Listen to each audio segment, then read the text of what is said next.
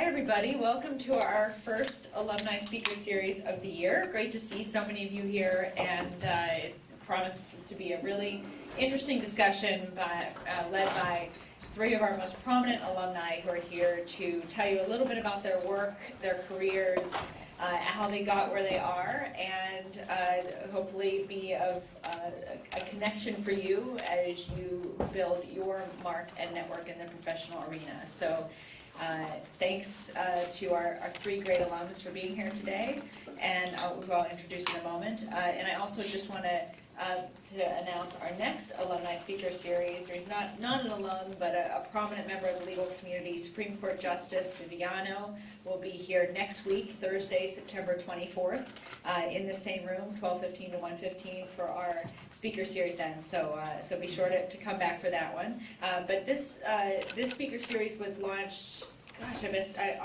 I guess 2 years ago now, 2.5 years ago, when I became dean, and it was an opportunity for all of you to meet and connect with people who sat in these seats, went through these same hallways, and are now very prominent members of Michigan's legal community. We have with us today Michael Maddin, who graduated a couple years ago, 1965. He's currently president emeritus and a shareholder and founder of a firm, and remains a member of the executive committee of Maddin, Hauser, Roth Heller PC in Southfield. He's also a fellow of the American Bar Foundation. He's a member of the Real Property Law Section Council for the State Bar of Michigan, and he served as chairman of the Commercial Leasing and Management Committee of Real Property Law Section for the State Bar.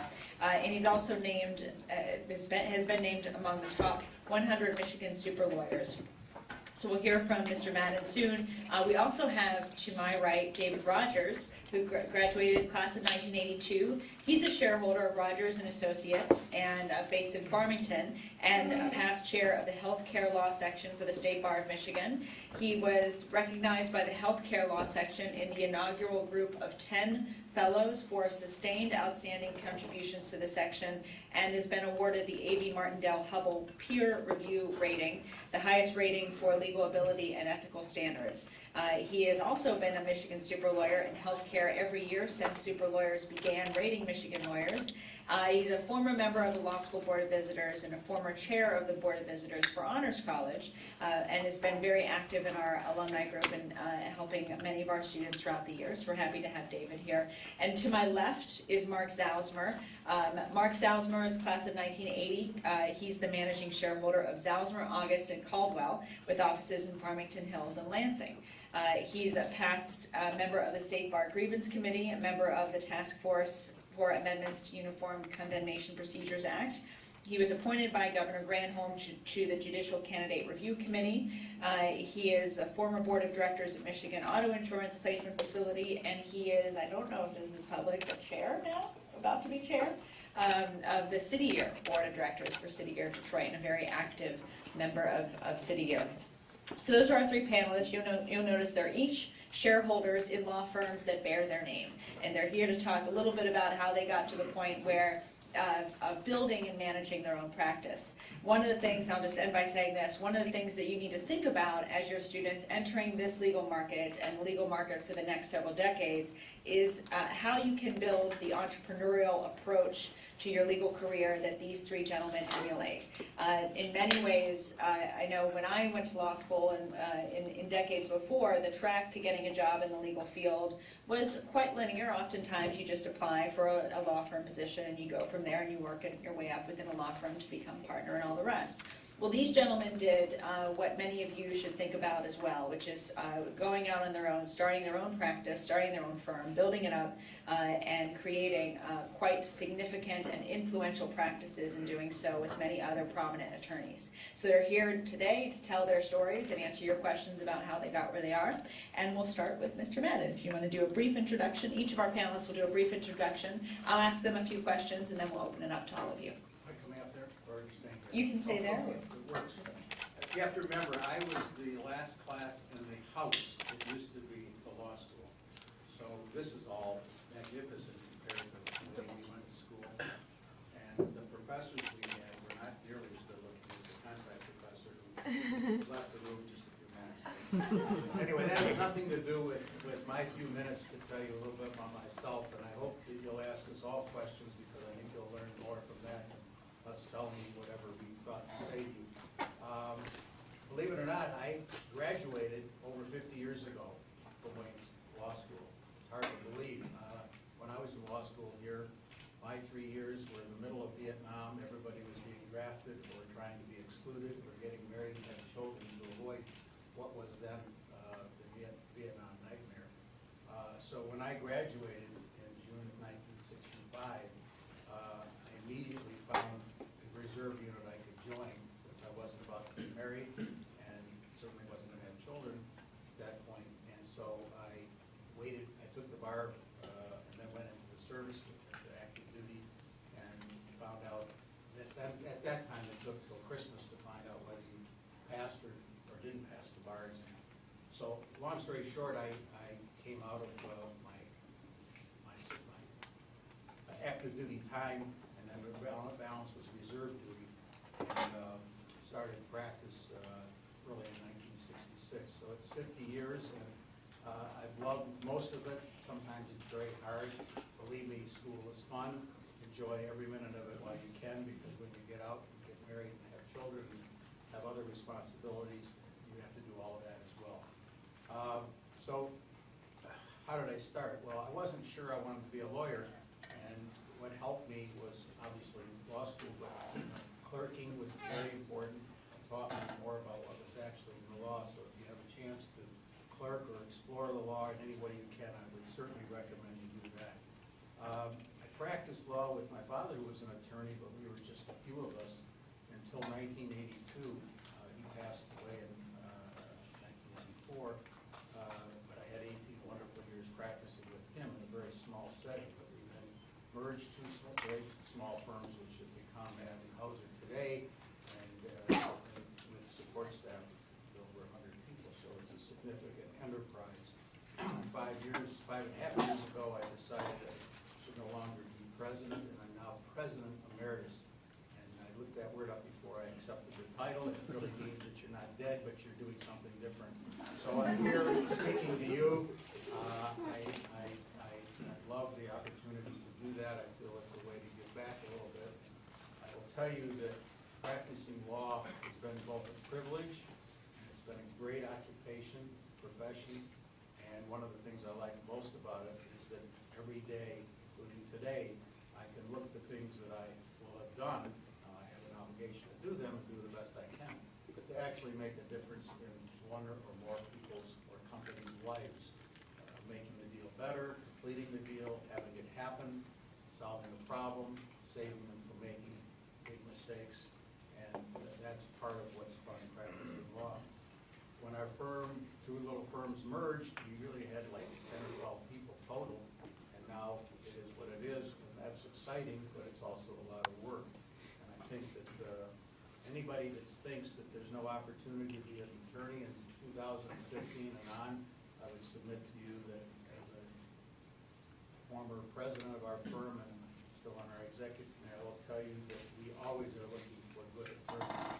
Good attorneys are going to have an opportunity no matter where you are in whatever state. I think Michigan is an especially exciting place. I think there are many, many new opportunities coming, not just what's happening in downtown Detroit, but in other parts of the state. And I think there are amazing opportunities to individually make a difference and participate in that.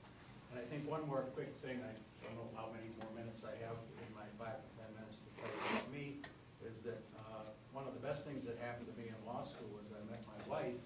It was then in the basement of this home I told you about. There was a Coke machine, and I was introduced to her my senior year.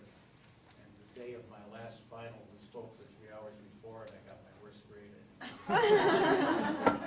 But we've been married for 49 years and a couple of months, and I have 4 beautiful kids and a bunch of grandchildren, and balancing that all together with community work, whether it's your church, temple, synagogue, or giving back in other ways, I think is an important part. And I would certainly, at least on my behalf, and I presume you're going to hear this from others, is that one of the reasons that our community is what it is because there's a lot of people who care enough to do something more than just go to work and kill giving back, it's picking the things that you're passionate about or you're interested in, saying yes, and making it all work. And the last point of this would be, I have personally felt that anything I said I would do, I'm gonna do with the same passion as if it was a client matter, if it was a personal matter, if it was a matter at home, or it was a matter of my children, like going to school, seeing their teachers,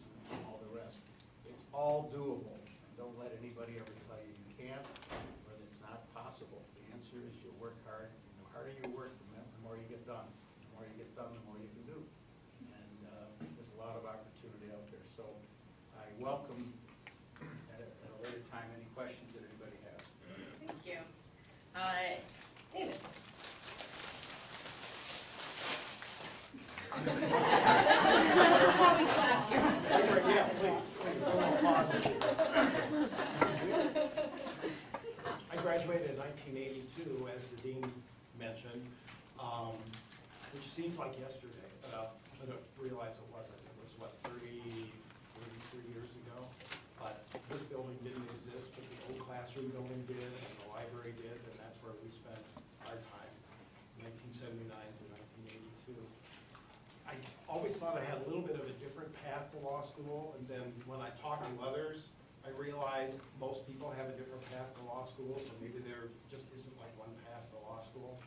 I graduated with an undergraduate degree at a small school in Ohio about 6 years before I went to law school with an accounting degree, and started working as an accountant, then got a job as a healthcare administrator. Remember, healthcare law is what I do now. I've been doing it for 30 years. As an administrator for dialysis centers. And that was kind of doing the business side of running small dialysis centers for a large company that was based in Boston National Medical Care. I started out with them where I grew up in Columbus, Ohio. After a year or so, they asked me to move to New York, and I was a regional controller there. And then they said, would you move to Detroit just for 2 years and be a regional administrator and organize a region there? And I said, oh my God, Detroit, no way. But then I came to Detroit, I'd never been here, showed it around, and here I am, 30-some years, actually close to 40 years later. That was 1977. But I always wanted to be a lawyer. So after a couple of years here, I started looking into law school. Wayne had a program where I could go at night. And I thought, well, that's for me, because I really didn't have the money to go full time.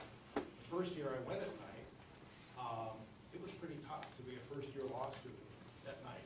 So toward the end of that year, I had saved up some money. I got a nice bonus from my employer, so I quit the job right after that. That was their plan, but that's what I did, on good terms, but I quit so I could finish full time. So I ended up still graduating in 3 years instead of 4 or 5. And started with a law firm. Some of you might be familiar with Sept and Dreiker, which is a Detroit firm, not a large firm, but excellent law firm. And I was there for a number of years, and then sort of struck out on my own with a couple of different partners who were there, but basically me doing healthcare law.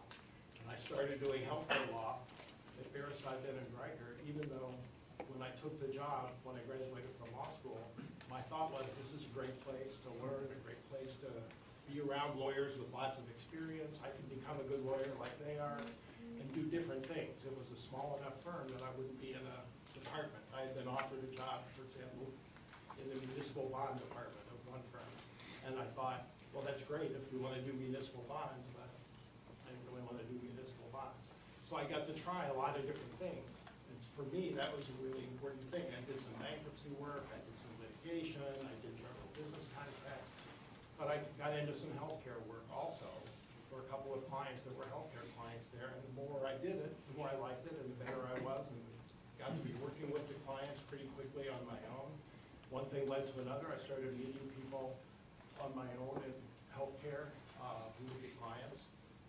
And so with my healthcare background, I could kind of speak their language, and that really helped me get into the healthcare area. So even after I left Sept, I'm still on excellent terms. It was nothing but the most friendly of parting, but I still, the number of clients who knew me from there evolved into having other practices or other healthcare businesses. got business from them for that, and it's evolved. I still have clients I work with almost every day today who I've known since those years, way back when. It's, so far worked out pretty well. I've got a very small firm. Not only am I the managing partner, but I turn off the lights at night and sometimes make the coffee in the morning if I'm the first one in, which is part of being with a very small firm. You do a little of everything. Some people would like that, some people would not like that. It has its pluses and minuses, but on the whole, I like it. One thing I'd like to stress is to become somebody who's known in an area of practice, a specialty area like healthcare law. One thing that's important is to get out there and make yourself known. I became active pretty early on, and I'd say 3 or 4 years after law school, I started speaking at, I spoke at a Federal Bar Association, Justice Department, I think, FTC program on healthcare antitrust, and that was probably 3 or 4 years after law school. I started writing some articles, doing more and more speaking, became involved in the state bar healthcare law section when it became a section. When I first started doing this stuff, not very many people were healthcare lawyers, not very many people recognized healthcare law as its own specialty area. So you get out, and if whatever area it is that you pick, if it's something you like, I hope it is, get out and speak on it and be active. To me, the healthcare law section of the state bar was great because I got to know almost every other real healthcare lawyer in Michigan through that. I was on committees, I did programs, did educational programs, webinars, speak for ICLE, do those kinds of things, and people get to know you. So when you're working on a matter, the lawyer on the other side already knows who you are. You already have some credibility if it's a person who works in the same area that you do, and sometimes even if you don't. That makes a huge difference, and that's not something that happens the next day after you get out of law school. It's something that happens after a pretty long time of being on subcommittees and being on committees and organizing programs and introducing speakers and doing all those things that get you out in front of people in a way that they look at you as somebody who's knowledgeable in that area of practice. In addition, community activities are also very important, as Michael just said a few minutes ago. And that gets you out. I won't repeat the things he said, but those are really important too. But I don't think can overstress how important it is to be active in lawyers groups. Maybe it's the Oakland County Bar Association or the Detroit-Wayne County Bar Association. Maybe it's, whatever, some organization that has lawyers, especially lawyers who work in the area that you're interested in, the area that you want to work in.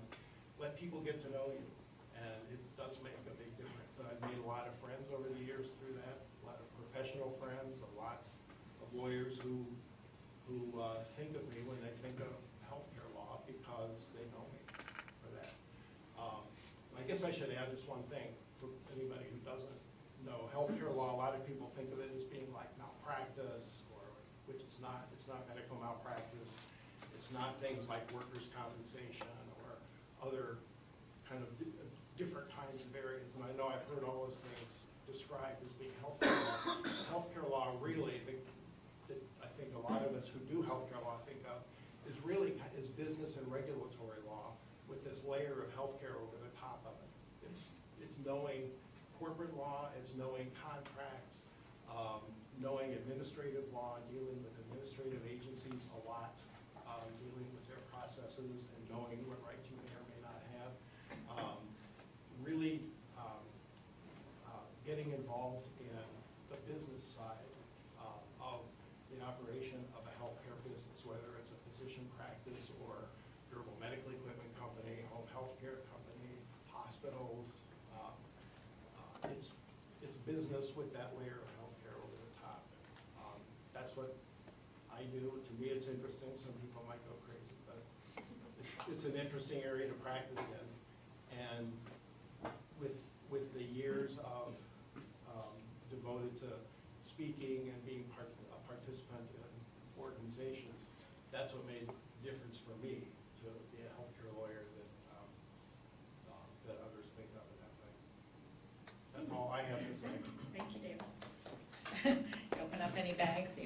My name is Mark Zausmer. I graduated in 1980, and I can't imagine that anybody has enjoyed the benefits of that piece of paper they gave me at the end of my 3 years here from my class more than I have.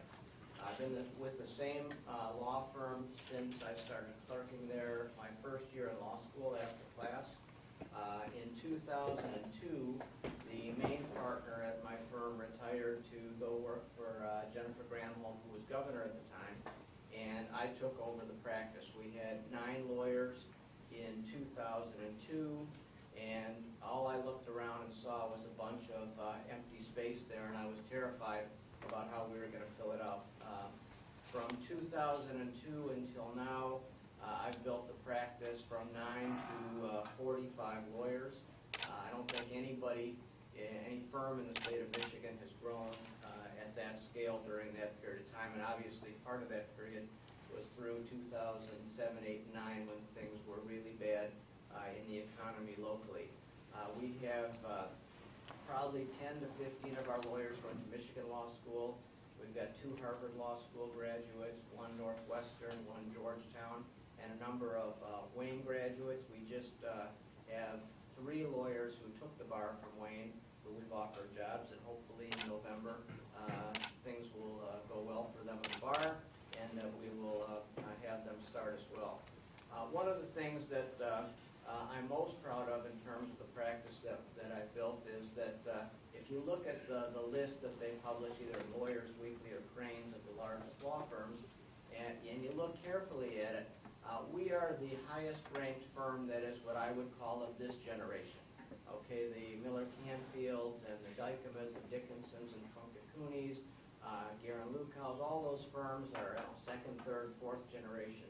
But we are really the largest firm that is of this generation, where you have the person who was really created it, is still running the practice and practicing law. The other thing that I'm very proud of is that we were the highest rated firm in the last 3 years in that best workplaces thing that Free Press does every year.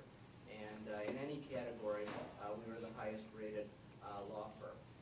In addition to managing the firm, I actively practice. I've been involved in probably every major development project in the city of Detroit or southeastern Michigan in the last couple of decades. I did the Coble Hall expansion project, the Fox Theater project, the stadiums, the Metro Airport project, Chrysler Assembly, the M1 rail that we just finished, and I currently represent the state of Michigan in the bridge project, the Ambassador Bridge, the new bridge, Gordie Howe Bridge that's being built. I finished last year a long-term representation of a company that built a series of transmission lines to bring wind power down from the thumb. That was about a $500 million project. I've argued a couple times in the Michigan Supreme Court and the 6th Circuit, and as Dean Benson mentioned, I was just appointed to be the chair of City Year, which is a very nice organization that's involved in providing services for inner city schools. So I've had a very full and good legal career based on the degree that I got here. So what I'd like to do for a second, if you don't mind, is kind of flash back to when I was in law school here. I made a lot of close friends, played a lot of softball with my buddies. I'm still good friends with these people. But if you had taken a poll back then of who would be the most likely person to create a 45-person law firm, I can tell you I wouldn't be in the top 5, 10, 15, or 20 that somebody would have selected. I was an average student. I probably had a 3.2 average when I left. I was a B student, and that's about it. I'll tell you one quick story. I remember at the end of my first year, I checked my grades, and I think my first year I got 2 A minuses, a bunch of B's, and a D. And I looked, I remember going downstairs and looking at the board and seeing the D, and I said, well, that's obviously a mistake. I've never gotten a D in anything in my life. I've never gotten a C in anything in my life. So I knew it was a mistake, and it was in criminal law. Now, I never wanted to practice criminal law, so I wasn't very enthusiastic about the class, but I knew I couldn't have possibly gotten a D. So I went up to see the professor. I think his name was Leroy Lamborn. Is that possible? I don't know if he's still here. But anyway, so he says, why don't you do this? I'm gonna give you your exam, and I'm gonna give you an A exam, and why don't you go in the room next door, and you read it, and come on back and see me. So I read both exams, I went back in his office, thanked him for the D, and left. In fairness, it was not my fault that I got a D in that class, because the administration scheduled criminal law to conflict with post time at the racetrack. It was the dean's fault, right. The answer, though, is that I was able to use my law degree as productively as I have because I was very much focused on the business side of law. I wanted to build a business. That was more important to me than really the practice of law. And so one of the things that I think that is I don't want to say a failing, but certainly could be done better at the law school, is you're going to be trained very well on the legal side of things, but the law business, there's a whole other side of it which is really important, and that is this is both a profession and a business. And I'm going to just tell you two very quick stories that I think kind of illustrate what I've been able to do, and I think hopefully what you will be able to do as well. I had a guy who came to me, he had just started probably a couple of years before a small taxi cab company. And he was referred to me by another lawyer. Somebody had fallen out of one of his taxi cabs, and the insurance company lawyer had tried the case, and they had $1 million of insurance coverage. They could have settled it for $300,000, and by the time they came to me, the judgment was at about $2.4 million. Well, this guy had just started building his practice, and he was about to lose his entire business because he didn't have the differential between the insurance policy limits and what the judgment was. And so he came to me, and I was able to help this guy. And through looking at the different claims, the appellate issues, we were able to settle this case for $800,000. And this guy was just so appreciative, and there's no question that he felt that I had saved his company. But I had felt that, you know what, I'm going to go the extra mile for this guy. So I talked to the insurance company, and I told them, we were very upset, we were going to make a claim against them, we were going to sue the lawyer for malpractice, and he had committed malpractice, and I need to have this guy's legal fees reimbursed. Now, it wasn't a giant matter. It probably involved, we were able to resolve it fairly quickly. It was about a $12,000 bill, okay? So after some back and forth, the insurance company finally paid the $12,000. But I didn't tell the guy that I was doing this. So we sit down and have lunch. And he's thanking me again, and I give him a check for $12,000, okay? And again, it wasn't a fortune to him, but it was meaningful money. And he was so appreciative that I had gone the extra mile for him. And to this day, A, he is one of my very closest friends. B, his company now, he's probably got about 800 school buses, about 50 motor coaches. He owns about 400 taxi cabs. He just got an offer for his company that I'm helping with, one piece of the company, for $25 million. He's referred me a ton of business. I've done a lot of work for him over the years, and it all comes from just going the extra mile. And I've got a lot of stories just like that. And again, it's just, there's a business side of this in addition to the professional side. So I guess the takeaway that I would have is, number one, you don't have to be on law review or at the top of your class to enjoy greatly the benefits of the degree that you're getting here. And you don't have to wake up every day and say, I absolutely love coming to law school in order to have a very successful career here. So that's it. Good to know. Thanks. Thank you, panelists. Thank you, Mark, for those great remarks, and all of our panelists for your thoughts and initial comments. One of the common themes I noticed was that you each focused on networking or building relationships in your field and your profession, honing in on healthcare and other areas. So I wonder if each of you could just touch briefly upon any tips that you might have for our students on how to build, how to go about networking, especially as you enter into the legal arena, and anything you learned along the way about building your professional network as you advance your career. David? Yeah. I'd say don't be shy. When you get out and you're practicing, You know, if there's an area that you're interested in, or maybe a couple different areas of law, don't be shy about stepping up to be an active participant. I know I don't want to belabor it too much, but that's so true. Like, take the committee grunt jobs, take the thing where you're the one setting up the breakfast conference and arranging a speaker and figuring out what the continental breakfast is going to be, and those kinds of things early in your career.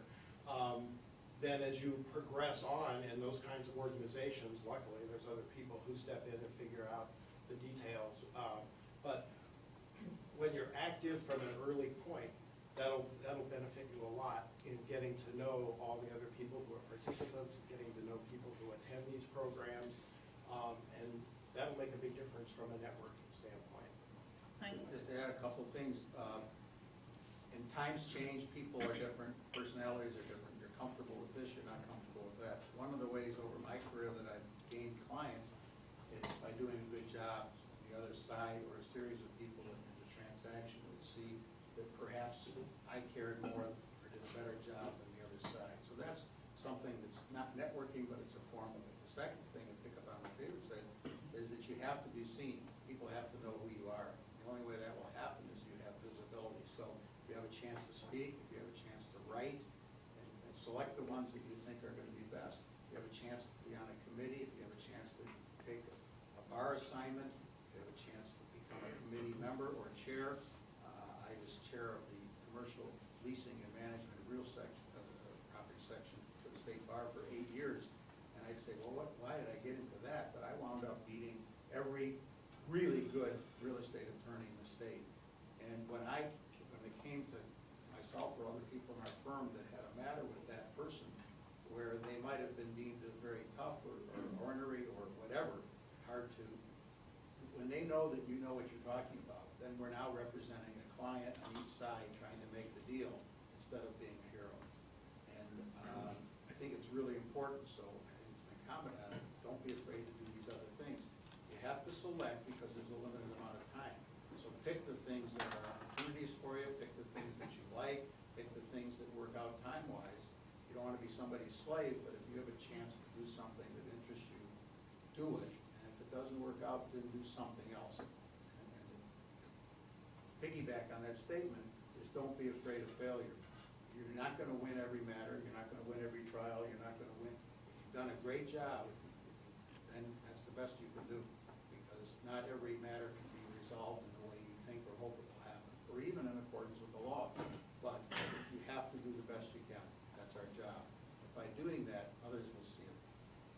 I would say that my answer is that every single matter that you get an opportunity to handle, you have to look at as an opportunity. Every person that you deal with, every case, every client, because you do not know where to lead. So this guy who I went the extra mile for ends up to be a great client. He's referred me a ton of stuff. I have people, stories just like that, where I've taken good care of people, gone the extra mile, and then they leave one place, and then they end up getting promoted somewhere else, and they remember that I had done, what I had done for them. So what my goal was to have everybody leave my relationship with them saying, I would never want to hire any different lawyer. And as long as you look at every single matter, no matter how small it is, as an opportunity, you're going to be surprised at where some of the people that you deal with lead and how they can help you and build a career. Great, nice. Questions from the audience? I have a couple more, but I want to give you all a chance to answer the question too. Yes. So, question for Mr. Zausmer. So you talked about how you come to law school, and sometimes you don't learn some of those business things that you apply in your everyday job. I'm a 1L. I have no idea what you're talking about when it comes to these business ideas. What are these business tips and tricks that you have, and how did you get into that? How did you learn the business side of things? The answer is that I just never viewed practicing law or building a law business different from selling shoes. Okay, if you were a shoe salesman and you got somebody that's coming to you for shoes, you're going to use your personality, you're going to take care of them, you're going to be nice to them, you're gonna sell them the best shoes, and when they go home and they go to their neighbor and they say, I got Johnny some shoes, and their neighbor's gonna say, where'd you go? They're gonna say, go to this guy's shoe store. It's no different than any other business in some ways. Obviously, what you're selling is different, and you've got to do a good job, but that's just the product. But it's no different than any other business from a business perspective. I mean, whatever job that you've had in your career so far, I'm sure you've had some odd jobs. Practicing law and building a business is no different than any of those jobs. Can I just throw a couple quick things? Returning a phone call, responding to an email or a fax, if anybody uses fax anymore. You gotta remember, when I started, they didn't have fax machines, they didn't even have copy machines. It's hard to believe. They didn't have electric typewriter was coming on board. So, anybody remember the history of the typewriter that typed 3 lines? That was the new thing. Then Wang, everybody, see, nobody even knows that. So it's hard. I mean, I'm listening to what everybody else says, but being the oldest part around, the only thing that keeps me young is children and grandchildren, and it really does help. But if you don't return a phone call, that's the beginning of the most simple thing in the world to know from a business standpoint. Think about all the calls you make in this world today that you're frustrated. Somebody doesn't know what they're talking about, you can't understand them, they don't call you back. So it starts with some very basic things. You're providing a service as opposed to shoes or something else. When you provide a service, you're providing the same kind of thing, as Mark said, as you would get if you went to get shoes. If the salesperson doesn't care about you, you'll know that in a few minutes. If they care about you, what can I help you with? What color do you like? What style you're looking for?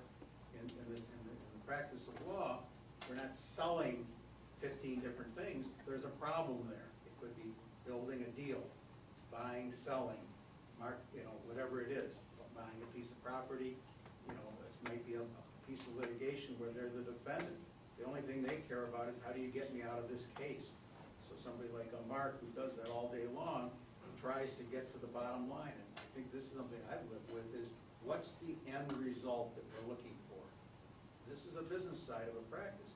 If you are only concerned about yourself and trying to handle the matter, how much money can I make? You're off base right away. All that'll come. But the problem, what's the problem we're trying to deal with? The client wants to buy a piece of property. The client wants to sell his business. The client needs an estate plan. I'll just tell you a quick story. I wasn't going to talk about personal things, but this is way off. A woman came to me as recently as yesterday whose husband, she absolutely was certain her husband would outlive her, and he's now terminal with pancreatic cancer, has 2 months left to live, maybe it's 4. But the whole point of it is, what was I going to do with this woman? Obviously, I had to make sure that all of her questions and concerns were going to be resolved.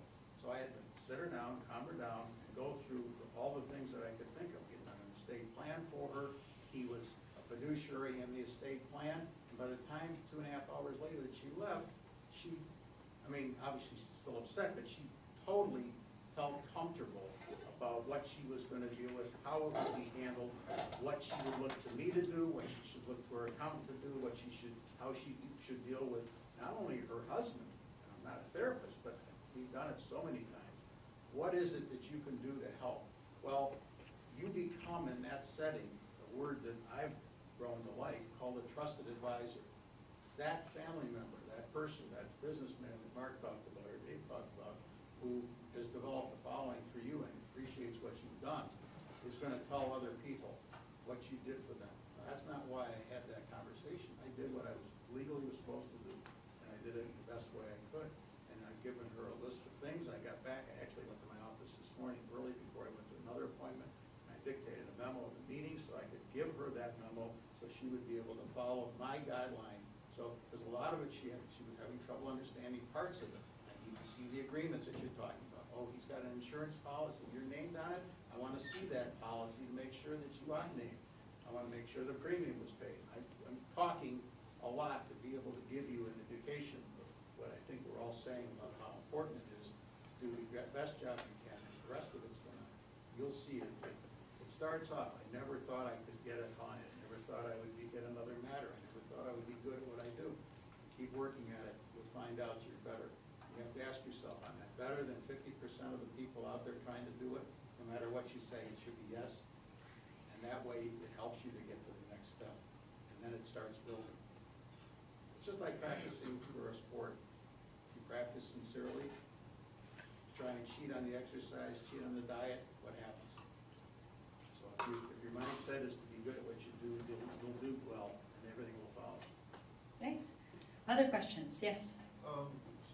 Sports there, NFL teams are now bringing in consultants to help them with the changing work culture with millennials and everything.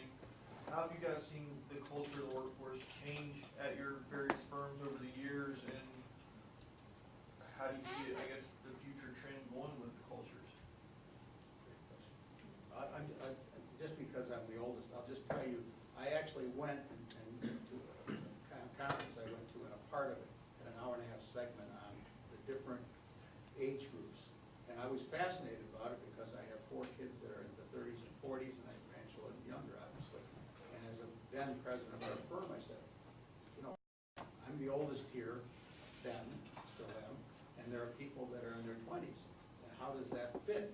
Because when I got out of law school, if you got a job, often it was where you were going to be for the rest of your life. You got up early, stayed late, worked hard, never asked questions, never challenged. Does that sound like the young people of today? Okay, you get the point. How do you mix all that? And maybe Mark's better at actually talking about it today, but the answer is in our firm we have people who have been out a few months, all the way up to my age, and you make it all work. We have to understand the leave, the pregnancy leave, forget the law, we just have to understand that people think differently today than some of us older people. And it works when you allow that. In our firm, family is critical. You walk in my office, all the, even Wayne State is missing from the wall, all the accolades are basically gone. I have pictures of my family around the room. Clients come in, they see pictures of my family, my kids, my grandchildren. I understand, or at least I'm trying to. And also having in our executive committee people of all ages that understand. So that's an important thing for a firm. But yes, there's a future. Yes, there's an opportunity. And yes, I think most firms that have any ability to survive are going to have to think about mixing all those, those different age groups and understanding what's important. I don't know if that answers the question from my perspective. To me, from a very small firm, flexibility is really the key, and not having hard and fast rules on most things. Lifestyle kinds of things I'm talking about. There are certain, obviously, ethical and other kinds of things that are hard and fast rules, but you need to be pliable and work with people. And in the small firm I'm in, that seems to work. We don't have, being pretty small, we don't have a set of rules, a set of guidelines to follow, much more than what seems like the right way to go, the right direction to go. Not that we lunge back and forth, we don't. We try to have a path that's pretty reliable, but to me, flexibility is the key to accomplishing that. And on that note, if someone or any students wanted to be a part of your team, what is something that you would look for in interviewing a student or choosing a graduate to be part of your work environment or your teams? Well, certainly, one of the first things we look at is, your academic record. I mean, there's no question that that it makes a big difference. That's going to get somebody's attention if you're, at the top of the class versus the bottom of the class, okay?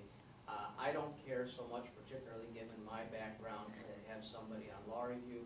I look for something unique about somebody.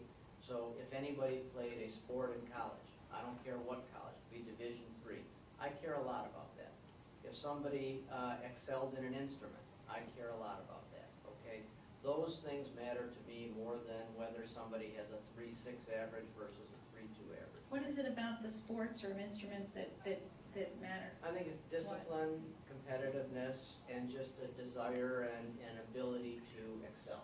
And teamwork, throw in teamwork, Exactly. because if you work, you've been on a team, then you have to understand. In a law firm setting, even a smaller one, if you're not working with another attorney in the firm, you're working with a paralegal, you're working with a secretary, we're gonna give the receptionist, and all of those things do make a package. Back to the question about the business of practice, it's all part of providing a service. And how is the perception of that service on the other side of it? You don't do any of it alone. It's all the team. Even if you think Mark's it's exactly alone, right about that. It isn't. It's not. It Even can't the be. bill that you send out, you talk about things that weren't taught in law school. I don't ever remember a class on how you bill a client for services rendered to you. I just But had you to- guys that teach that when they come to your Yeah. house. Well, it's part of, if you don't bill, you're not I'll gonna. tell you a quick survive. story about hiring somebody. So I had a stack of resumes, we were looking for a lawyer, and I had a stack of resumes, I go through them, and I had one, I was just about to throw it in the garbage, there was just nothing exceptional about his resume. And I get to the end, and it says that the young man was an Evans Scholar.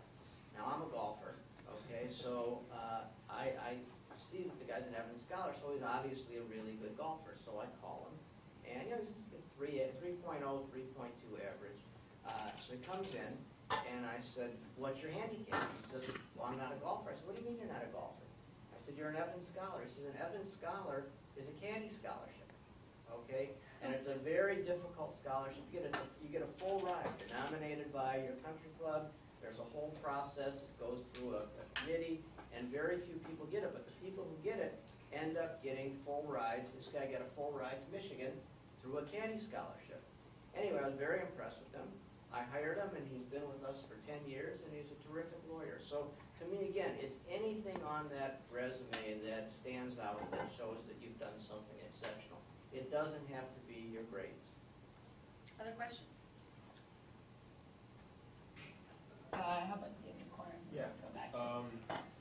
Part of, well, a huge part of being an attorney is building a client base, networking. Just based on my experiences, I feel like there's two avenues, maybe references from attorneys and then references from non-attorneys. A question would be, what would you say is where you guys have gotten in the most clients? Is it from, whether it's from attorneys or non-attorneys, and where does networking play into those factors? To anyone, really. David's situation is a little unique in the sense that he's got a specialty that most firms don't have. So for him to be known by other attorneys, in my personal case, which is a little different because I'm basically done mostly real estate, some probate and estate planning and general business, there's a lot more of that kind of person out there. So, I mean, even if it's a friend of mine who's in the same discipline, they're not gonna refer something to me if they can do it themselves. So I think there's a difference there. But if you have a specialty, even within your work of doing certain kinds of work, then build on that. And I think you talked about it. Build on that specialty so people know who you are. Speaking, writing, bar association things, because people will know that there's only a few people out there that do that well. And that works.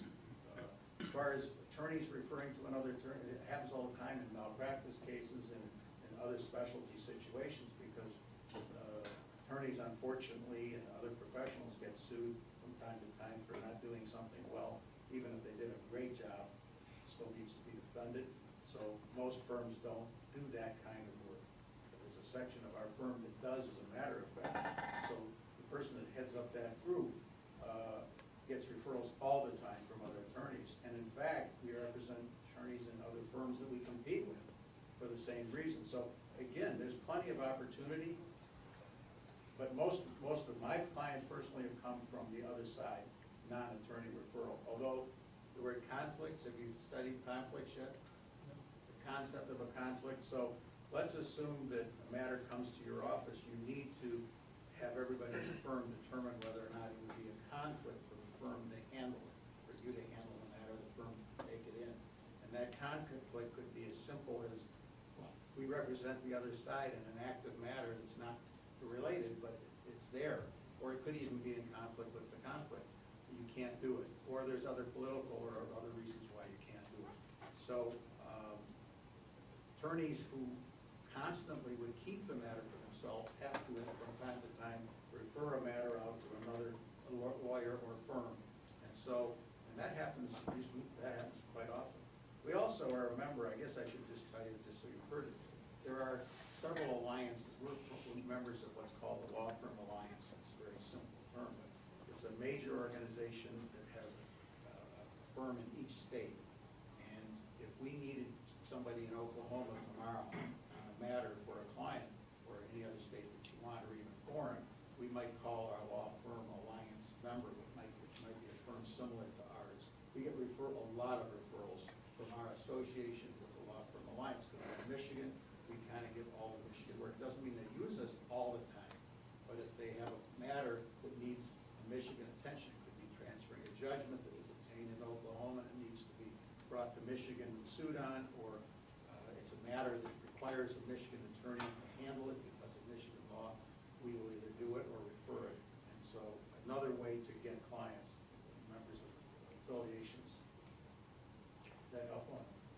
If I could just add a little bit to that, and pick up on what Mark said, or what Michael said, is that when you do some of the networking things I talked about, and you know other lawyers in a small kind of boutique firm, which is what I have, we get a lot of referrals from other lawyers who are either looking for a healthcare lawyer to handle what we do, or from large firms that have conflicts. We get a lot of work that's based on referrals from large firms that have conflicts of interest, like Michael just said, and that's a good source. Also, happy clients stay with you, number one, and number two, will refer others to you, as Mark discussed earlier, and that's a big source. And I'd say for us, those two are definitely the largest sources. We don't, ours isn't the kind of work where you have a 1-800 number on a billboard on I-75. Although I did get an email a few weeks ago with a prototype of a 1-800 number that for however many dollars I could do this. People must have sent it to 1,000 lawyers. That was a pretty good joke around the office. This billboard with actually my picture on it. Entice you to take their, Right. question over here. I have a question for you. It seemed like everybody had went straight to a law firm right after law school. For a person that wants to do a solo practitioner, do you think it's best that they work for a larger law firm and then branch out, or just do it straight after law school? Great question. Yeah, I think personally, I would say it's great to have some experience, to get your feet wet and understand the practice of law. Don't just put a shingle out and expect people to start coming. There's a whole lot of things that have to happen. And if you can, my position would be that if you can affiliate with a firm for a few years, lots of people come and go, so that nothing wrong with you going out on your own after you've been somewhere for a while if you want, joining with somebody else who wants to do the same thing. But if you start from day one alone, without any background, any experience, and any clients, it's a little hard, or maybe a lot harder. And David, you started at Bearscott. Parasite, yeah. Yeah.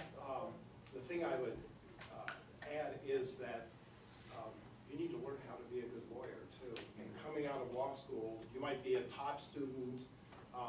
You might know all the things you're expected to know coming out of law school. That's only one piece of learning how to practice law. And whatever you do coming out, you need to put yourself in the best possible setting you can be, even if it's for a relatively short time.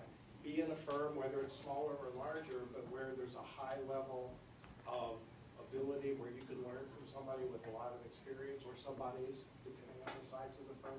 You want to learn from the best people you can have access to, and you want your office right next door to theirs if possible.